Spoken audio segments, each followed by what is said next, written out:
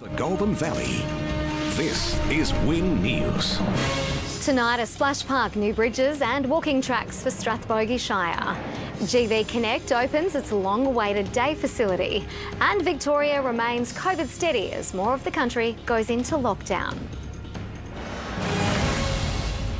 Good evening, I'm Amy Duggan and welcome to Win News. Also tonight, fears more plastics could end up in Goulburn Valley landfill.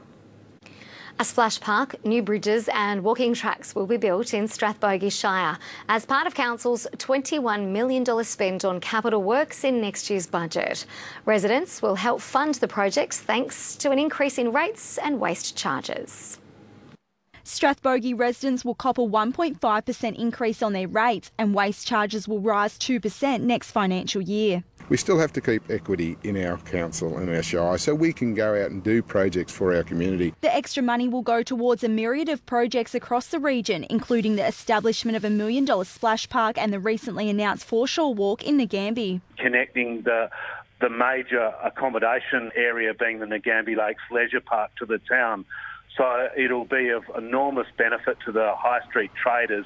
The Rockies footbridge in Euroa will get a $500,000 overhaul to help connect local walking tracks. I think it gives it more accessibility across Sevens Creek, so people will be able to walk right around the whole area along Sevens Creek. The Southern Aurora Memorial Park Committee will receive $30,000 to help build a new viewing platform, one of a dozen community projects funded as part of the budget. So that people can access the carriage, because ultimately our aim is to renovate the carriage so it's a museum and display centre for the artefacts and the displays and the interest stuff that we've got for the accident. The Nagambie-Loxley Bridge will be upgraded, a new council website will be built and footpaths will also be upgraded. Morgan Dyer, Win News. Connect GV has officially unveiled its new state-of-the-art day facility. The new building aims to deliver people living with a disability greater choice and improved learning outcomes in a welcoming space with the latest technology. After almost 70 years, Connect GV entered a new era today, opening the doors to its new Bowen Hall Street facility. It was lovely because I love your building. Modern facilities and new technologies will help clients meet their needs and goals. We've got multi-purpose rooms, we've got a sensory room, we have a gym, so over time we will build in terms of assessments that are required for our participants and the equipment that they require.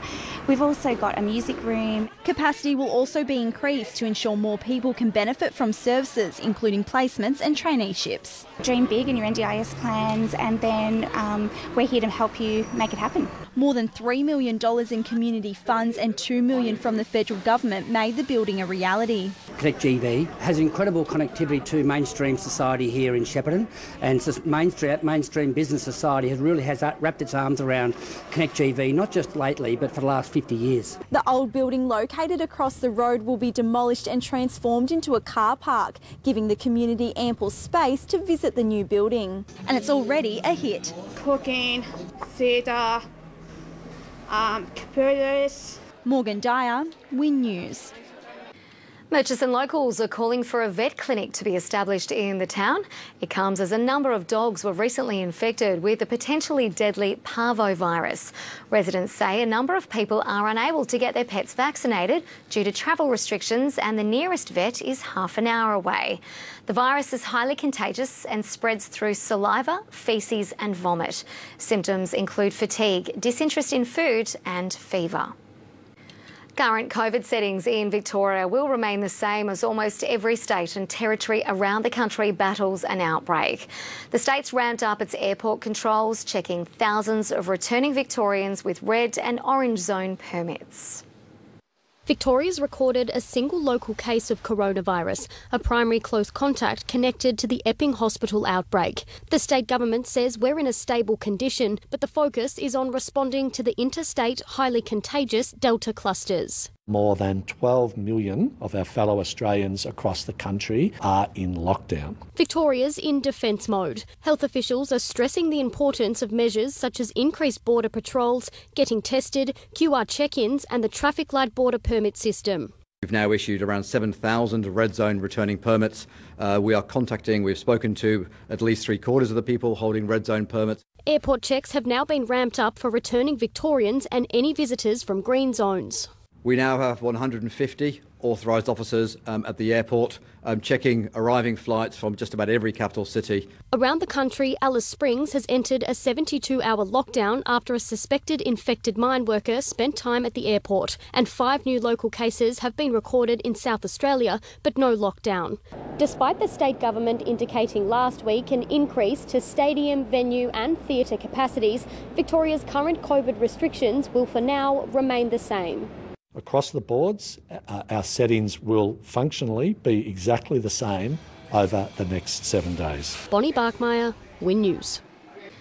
A milestone has been reached in Australia's move to renewable energy, with construction starting on the nation's first wind turbine training tower in regional Victoria. New courses will be offered to help tradespeople upskill to fit the innovative sector.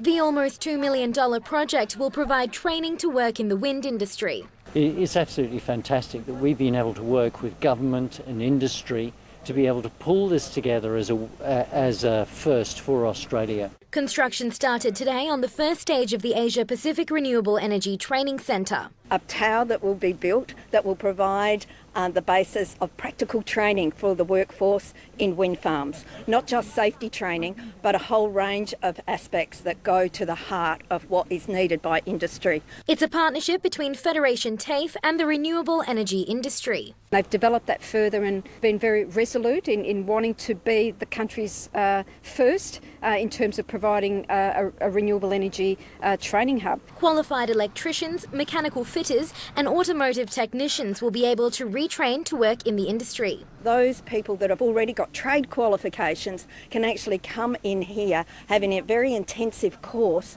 and then become qualified in wind farms. Construction of the wind turbine tower is set to finish later this year, with stage 2 of the project to commence in 2022. The next phase offers further training, including turbine maintenance and repair. Manisha Swaran, Win News. Western Victoria is set to become regional Australia's leading centre for hydrogen research and application technology. The state government has announced a $9 million grant to Deakin University's Warrnambool campus for its HyCell technology hub. 78 local jobs will be created during construction of the new building, which would also house almost 300 jobs in research, manufacturing and education. The facility is expected to be operational by the end of next year. Goulburn Valley residents seeking social housing could find it harder in coming years as new homes fail to keep pace with overall housing builds. Welfare advocates say it's further proof we need more housing for our growing population. A mixed bag from the Australian Institute of Health and Welfare. While there's been an increase in the number of social housing dwellings across Australia, there has actually been a decrease in the proportion of social households as a proportion of all households in Australia. There are more than 400,000 social housing dwellings across Australia, with less than a third of those outside major cities. Social housing in Australia includes public housing dwellings, community housing dwellings, state-owned and managed Indigenous housing dwellings and Indigenous community housing. Welfare experts are concerned by the report. We're not seeing the kinds of growth in social housing that we need to see. What is most important for us is that there is just more social housing. Advocates calling on governments to invest both in public housing and community housing projects. They have lots of shovel-ready projects to roll out very quickly so that we can increase the numbers of houses that are available. They say it's not just about helping the community, but boosting the economy as well. We know that for every $1 million invested in social housing, there's a return to the economy of $1.3 million.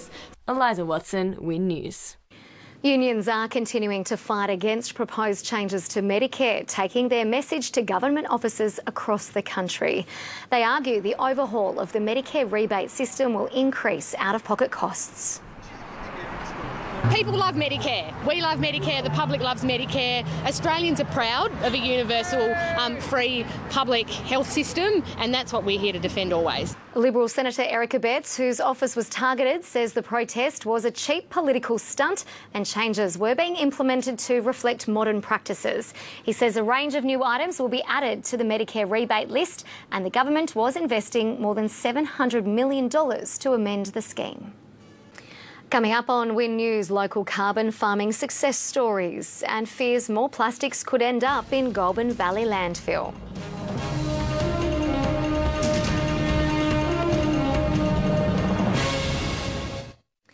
An export ban on plastics comes into effect tomorrow, but experts say Australia's waste handling sector is not prepared. It could see recyclable items stockpiled or sent to GV landfill, but sustainability experts say it'll force positive change. A ban on waste material exports starts tomorrow nationwide. It means Australia's waste can no longer be sent offshore to countries like China and Indonesia for processing. One of the main things is that we reduce the amount of plastic that's created. So the plastic packaging in numerous forms.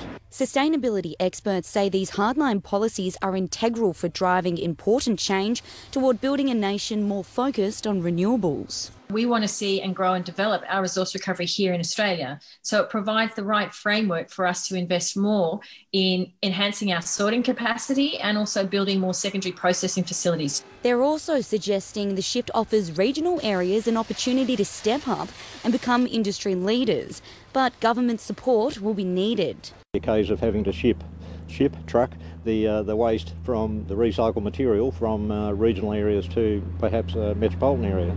But then again, we could set up a recycling facility here. And experts say as industries shift to dealing with waste material domestically, thousands of jobs will be created across Victoria in line with new demand for waste and recycling handling. There is an opportunity to increase the number of jobs by 10,000 or more. Genevieve Lamond, Win News.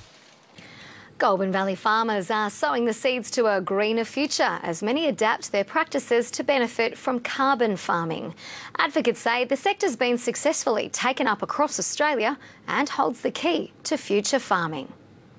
You don't need to tell farmers the climate's changing. They're living it every day. A lot of farmers are recognising that the soil is not quite performing like it used to. I've been here for 35 years and make no mistake, the beneficial rainfall events are becoming further apart. The need to adapt's often led to innovation, with many farmers now taking up carbon farming. It's managing livestock, it's managing vegetation or managing some other operations so that we either capture more carbon into our vegetation or we don't allow more to be emitted. Farmer Niels Olsen's innovative soil renovators allowed him to grow a green manure crop alongside his cattle herd. So it's reducing all the input costs and we're getting extra yield and we're improving the soil at the same time, and on top of all that we're getting carbon credits as well. Sheep breeder Peter Jensch was able to more than double his flock with money he received from carbon credits by increasing the native forest around his station in Western New South Wales. More than 1,000 farmers have taken up the initiative since it was first launched 10 years ago. And the industry roadmap projects the sector will soon be worth more than $20 billion in carbon project revenue. Danielle Pope, Win News. North East anglers are being encouraged to visit their favourite local fishing haunts these school holidays for a chance to hook a golden tag. The Victorian Fisheries Authority has relaunched its hugely popular golden tag competition with more than 900 tagged fish stocked around the state's waterways. Hotspots include bushfire affected areas with hopes to boost more local tourism. Intuitive, capable, and above all, intelligent. The Ford Escape is fearlessly designed and makes every day effortless. Time for sport now, and a spell away from the field didn't help the Gators over the line in their last game. The team was back on the hardwood following a snap lockdown, but Southern Peninsula proved too good for the locals. The Gators made a solid start to the game, chalking up an 8-point lead at quarter time, but Southern Peninsula came back fighting and got hold of it during the next 3 quarters, seeing the Gators go down 88-64. Josh Waite's men will be out to break their 2-game losing streak this weekend against Bulleen at home. 3 regional Victorian umpires have reached mammoth milestones, the trio clocking up more than 4,000 footy games across Victoria's junior and senior country leagues. But they won't be blowing the whistle on their final games just yet. This trio of men in green have clocked up more than 4,000 junior and senior country footy games between them. Kevin Monk started umpiring in 1990 and was recognised as a life member and umpire of the year in 2003. As he approaches his 1400th match, he says there'll be no slowing down soon. For a bloke of 76, I thoroughly enjoy it, and why my body will let me keep doing it, I'll continue to do it. Leo McClure began his career in the same year and recently celebrated his Millennium match. Get out there and meet people, and you meet a lot of people. I've done junior grand finals and all, and a lot of wonderful kids out there. Umpiring stalwart Tim Donnelly will soon celebrate his 1800th game. He's reflecting on his many years blowing the whistle and says at the start he was subject to strict assessments every match. To make sure that you were consistent, and if you weren't, you got dropped. They say they do it for fitness, the social life and to give back to the community. It's a challenge. It's a challenge every week. You've got to be switched on. And there'll always be standout moments they'll remember forever. A bloke kicked the ball from the centre and it looked like a tennis ball. It was that high. When we got onto the ground, it was just drizzly rain. By the time we finished the 3 games, we were standing in about a foot of water. Bonnie Barkmeyer, Win News. The pandemic has claimed another sporting casualty, with this year's National Netball Championships cancelled due to the unfolding coronavirus situation. The event was shooting to hit the court in Tasmania from July 4 to 11. I think it just got to the point where the instability meant that there was such a risk over whether the majority of states could attend that it was the only decision to cancel. Disappointing for all involved, and we really feel for the athletes in particular. The championships are an important opportunity for the sport's rising stars to represent their state or territory. Talks are underway about a new date. Well, riders have taken a stance at the Tour de France overnight.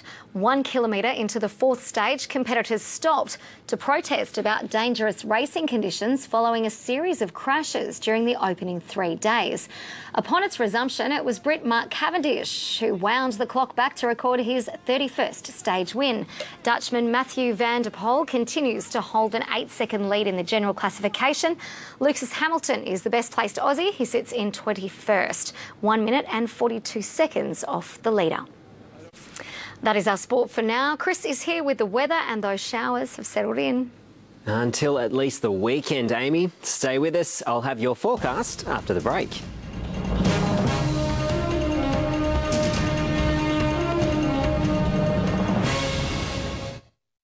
This report brought to you by Harvey Norman. Everything you need in electrical, technology, furniture and bedding. Shop in store and online today. Welcome back. A few scattered showers around the region, and those heavier rain clouds made for slightly warmer than average maximum temperatures this afternoon, about a couple of degrees above the average. Our weather photo tonight is from Ruth. Ruth snapped this large storm approaching Tocumwal. I hope you made it back inside before the rain opened up there, Ruth. Thank you very much. If you've taken a weather photo and you'd like to see it on our screen, go ahead and send it in. The address is weather@wintv.com.au. Let's check those details from today. Mostly cloudy with showers. Still some further falls as we head into this evening with a possible thunderstorm as well. Deniliquin, it got down to 6, but the apparent temperature was more like just 3 degrees about sunrise today. Now, Shepparton had bitterly cold winds pick up during the afternoon, a peak gust of 41 k's, and Seymour recorded a gust of 39 kilometres per hour today. On to the charts. A cold front crossing the Bight will approach the west tonight before slipping to the southeast and weakening early tomorrow. Looking ahead, another cold front associated with a low in the Southern Ocean will cross western and central Victoria on Friday. Let's have a look at that forecast for tomorrow. Some patchy morning fog and then cloudy with showers and the chance of a thunderstorm during the afternoon.